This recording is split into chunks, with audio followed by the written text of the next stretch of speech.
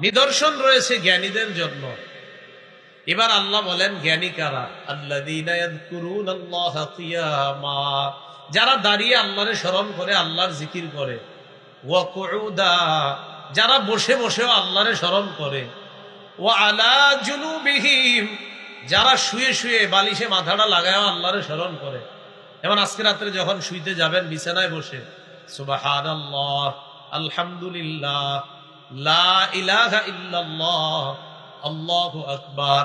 আর ফাতেমা রাদিয়াল্লাহু তাআলা আনহারে নবীজি যেটা শিখাইছে যে ইযা আখাসতি মাদজাআক, তুমি যখন বিছানায় যাইবা ফাতেমা, সাব্বিহিল্লাহ সালাসাও ওয়া সালাসিন, 33 বার সুবহানাল্লাহ পড়বা। ওয়াহমাদিল্লাহ সালাসাও ওয়া সালাসিন, 33 বার আলহামদুলিল্লাহ পড়বা। ওয়া কাব্বিরিল্লাহ আরবাআ ওয়া সালাসিন, 34 বার আল্লাহু আকবার পড়বা। ফাতেমা, সারাদিন কাজ করে যে ক্লান্ত হবে, তোমার শরীরের যে কষ্টগুলো হবে, এই 100 বার তাসবিহ পড়া যখন শুইবা, সারা দিনের ক্লান্তি আল্লাহ দূর করে দিবে।